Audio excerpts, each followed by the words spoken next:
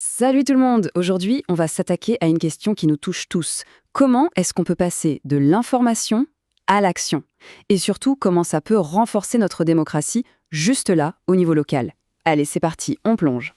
On connaît bien ce sentiment d'être un peu noyé sous le flot des décisions publiques. Le budget de la commune, le nouveau plan d'urbanisme, c'est souvent hyper complexe. On reçoit une tonne d'infos et au final, on se sent complètement déconnecté de décisions qui pourtant ont un impact direct sur notre quotidien. C'est frustrant, non? Et pourtant, c'est bien là que tout se joue. L'information, c'est la clé de tout. C'est le levier qui permet de comprendre ce qui se passe autour de nous, d'analyser les choses et surtout d'agir pour que ça change, pour que ça s'améliore. Mais voilà le vrai défi.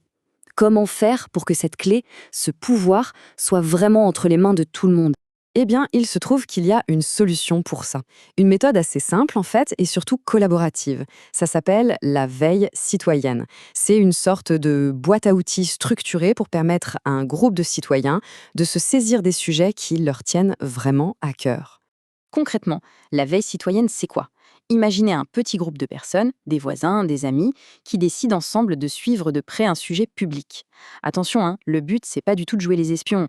L'idée, c'est de surveiller les décisions, de vérifier les infos et surtout de créer des résumés hyper clairs pour que tout le monde puisse comprendre.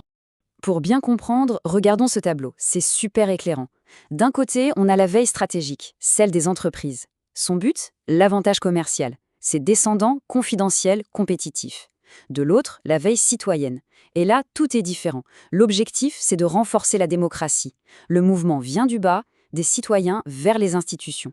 Et les maîtres mots, ce sont la transparence et la collaboration. Ça n'a vraiment rien à voir.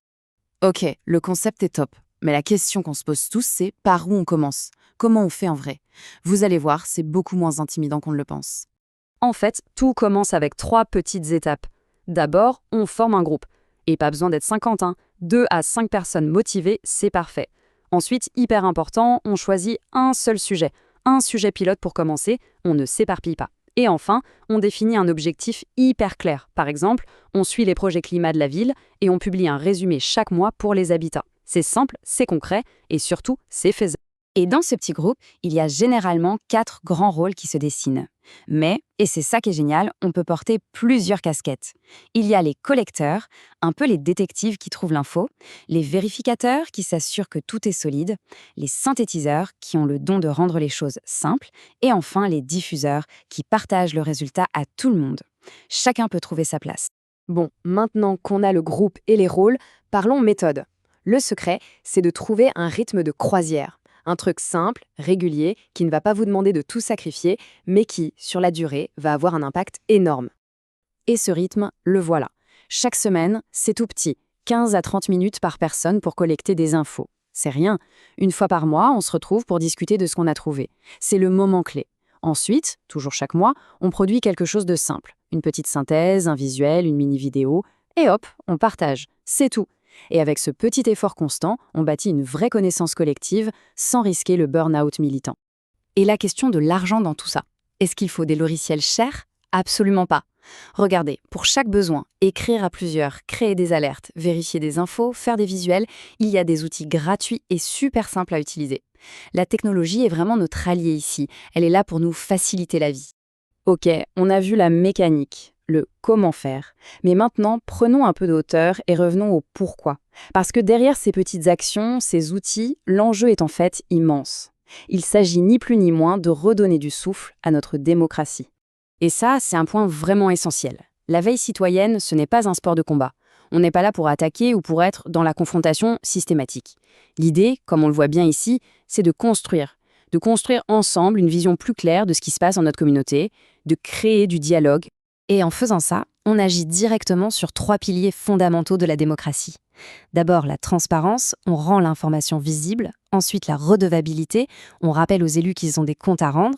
Et enfin, bien sûr, la participation. On donne aux gens les moyens de s'impliquer de façon éclairée. En fait, ce qui se passe, c'est une véritable révolution du rôle du citoyen. On arrête d'être juste des spectateurs passifs qui regardent les décisions se prendre, on devient des participants actifs, des acteurs qui contribuent à façonner le monde dans lequel on vit. C'est ça, le cœur de l'émancipation citoyenne. On approche de la fin de cette présentation et finalement, tout converge vers une question fondamentale. Quelle peut être notre place, notre rôle pour rendre cette démocratie plus plus vivante. Et la réponse est peut-être dans cette phrase qu'il faut vraiment garder en tête. La veille citoyenne n'est pas une affaire de spécialistes, mais de collaboration, de curiosité et d'envie de comprendre ensemble. C'est hyper important. Pas besoin d'être un expert, pas besoin d'avoir fait des années d'études, juste de la curiosité et l'envie de faire les choses à plusieurs. C'est accessible à tout le monde. Alors voilà, on va se quitter là-dessus avec cette question qui reste ouverte. Juste là, autour de soi, dans son quartier, sa ville, quel est le sujet qui mériterait qu'on s'y penche un peu plus, ensemble?